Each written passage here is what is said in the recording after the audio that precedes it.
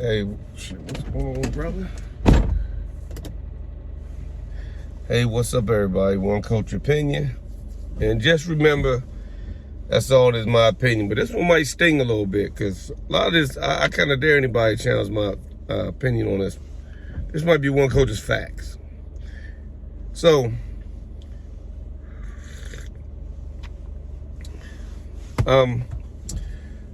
let's talk about the Adrien Broner, Michael Williams situation. Controversy going on what happened.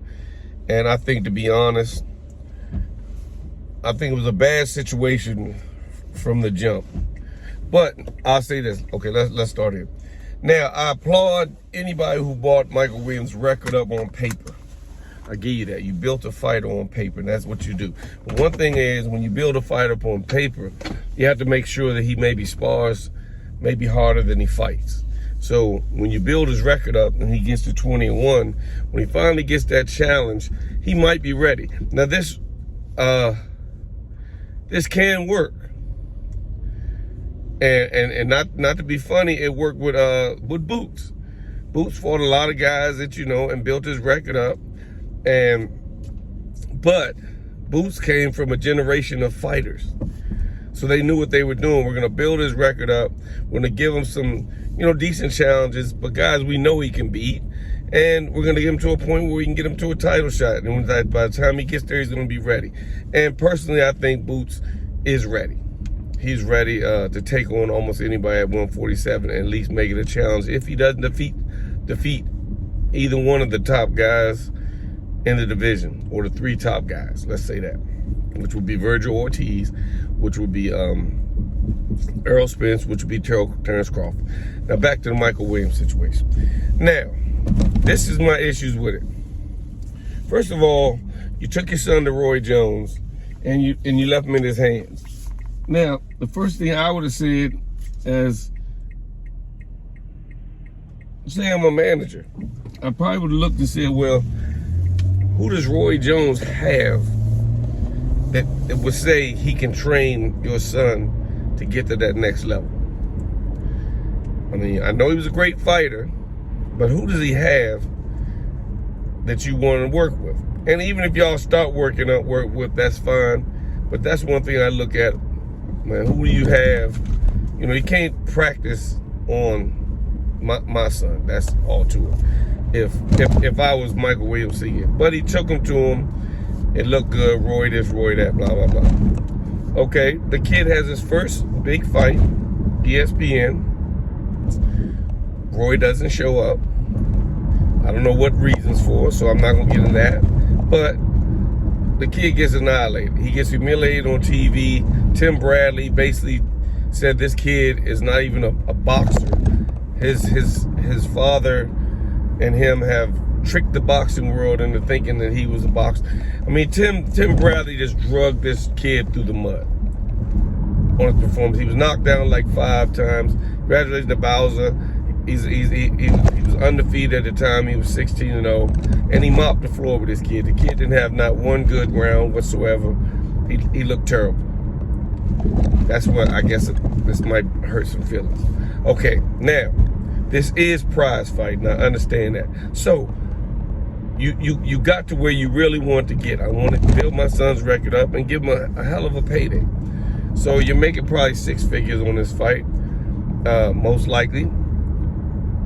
And you want the fight. I understand. So now here's where I fault Roy. You did not need to put this kid in the ring to prove to him that he wasn't ready for this fight. You can look at his record and his last fight against somebody that was not even the caliber of a great Adrien Broner. Now, I'm not saying Bowser can't beat Adrien Broner on a bad Adrien Broner day. He can, but not on a good Adrien Broner day. So Adrien Broner is a 5-time world champion. That's what Roy's saying. He's a 5-time world champion. I didn't think the kid was ready. What on this kid's resume made you think he was ready before? And you watched his last fight. So you didn't have to take him to the gym to see this. You didn't have to put anybody in front of him. And you didn't have to put somebody in front of him that was going to break his jaw a week before this big fight. Now you ruin his opportunity to maybe cash out on a 6-figure deal, maybe go open up a business, go do whatever he wanted to do in life. But he got a jump start. He can tell everybody, you know, I used to box, blah, blah, blah, and blah, blah, blah. Okay, beautiful. But you ruined that for him because you're saying I had to show him that I didn't think he was ready. You knew he wasn't ready. The world knew he wasn't ready. He was a replacement, and it was like good for him.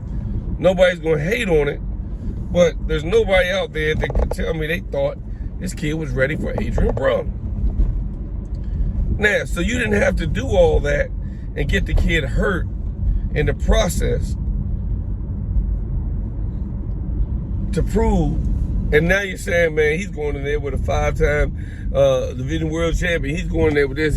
I put him there with 130 pounders, 3-0. They both was 3-0, and they was dogging him out. Then I put him in there with a 165 pounder, and I guess he must have broke his jaw. So that's Roy's fault. I'm like, you didn't have to do all that. What you could have done, first of all, you're a coach. What you could have done is, and in this situation, let me say this, coaches have an opinion on the fight. That's what you go to your coach for, an opinion on the fight. I got 2 sons that box.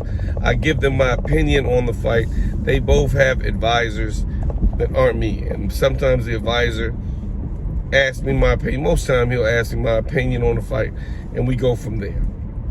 Now, you didn't need an opinion on the fight. You're a coach.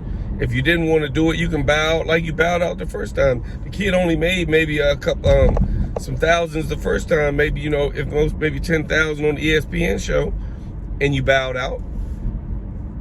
You didn't show up. So now, I mean, on this, if you want to bow, just bow out, let the kid make some money. You got a doctor in there, you got officials in there. They're not going to let it go, but so far, I don't think Adrien can kill him with his hands, but I think he can severely hurt him if the fight was to go on too far. Now, but hopefully it's a commission. I know it's going to be in a decent place because Adrien Broner's fight, and hopefully they'll stop that if need be. So you don't have to worry about that.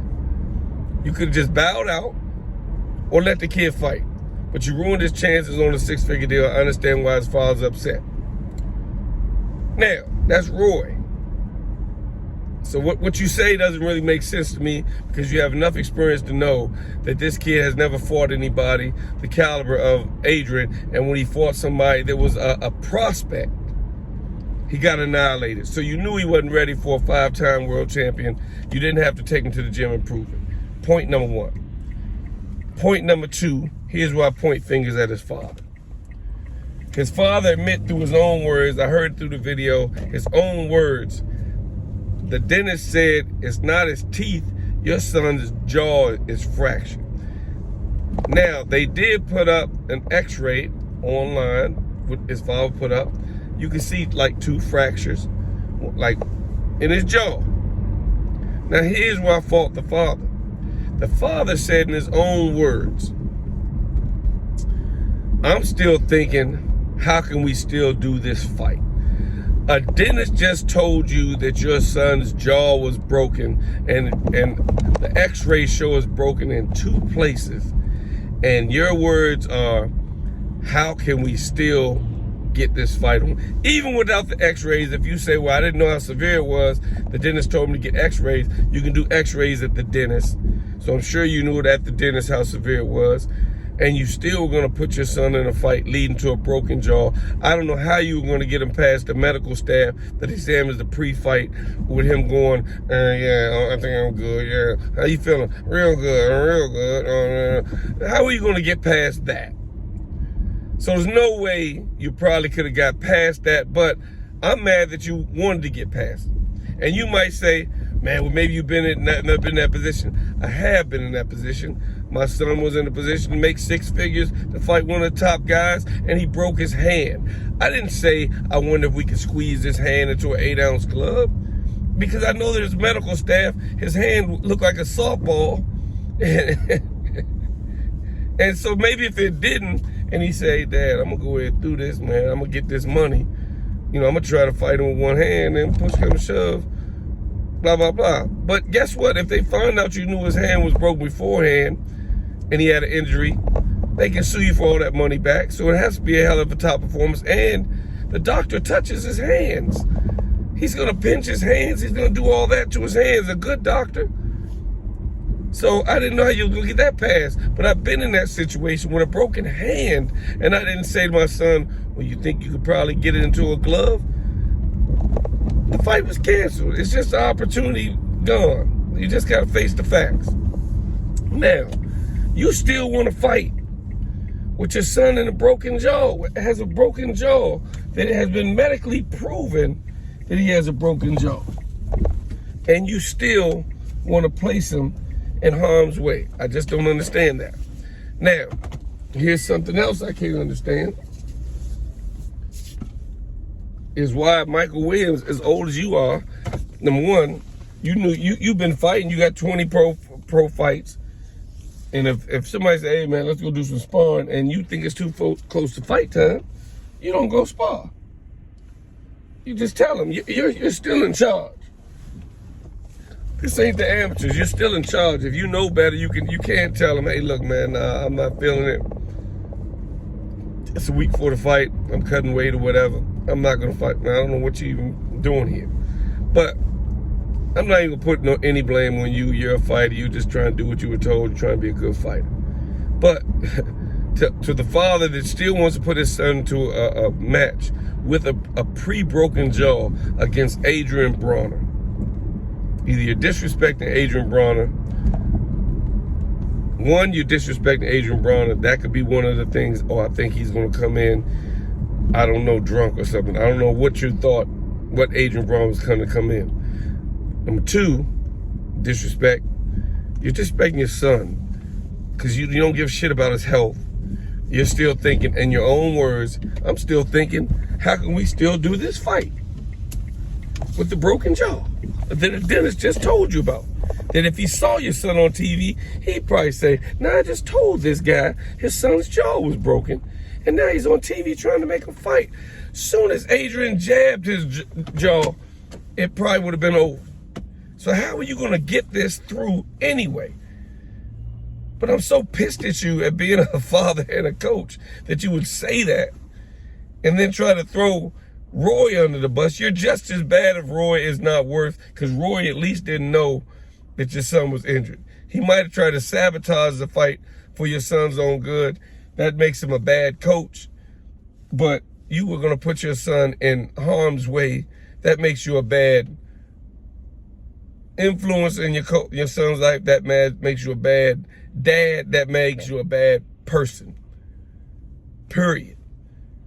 Or you don't know this game. One or the other. Or you have no idea what this game is. If you're running around with that 300 shit, we built different, blah, blah, blah, we on the 300 shit, we Leonidas type shit, that shit doesn't go in boxing, man. That was a movie. And that's why some people shouldn't be allowed to watch movies. It's crazy that you would even say that on a video. I know you wish you could take it back, but you said it and I heard it. But there's no way in the world I'm sending any of my fighters, much less my sons, because I always treat them as business, and then there's our relationship and stuff like that. But I always treat them as fighters. And I wouldn't let no fighter go into a fight with a broken jaw, in two places at that. So,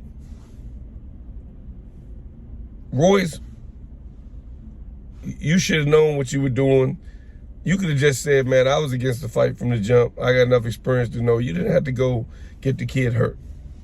Father, you knew your son was hurt and you still were thinking about doing the fight. Shame on you. Michael Williams, you're surrounded by a bunch of people that I don't think have your best interest at heart. They're looking at the dollar signs and they figure maybe I'm gonna get my son paid, and this could be a jump start in case he want to do something else. That's fine. But as far as the boxing world, they either don't know what they're doing or don't care about you. One or the other. Because nobody should send a fighter into a fight with his jaw broken in two places. And so somebody said, well, he was fractured. It's broken. That means when you touch it, a fractured arm, broken arm just goes all the way through. Fracture has the splits. It's still cracked. It's cracked bone. One coach's opinion. Tell me what you think. Michael Williams, I pray to God you make some better choices.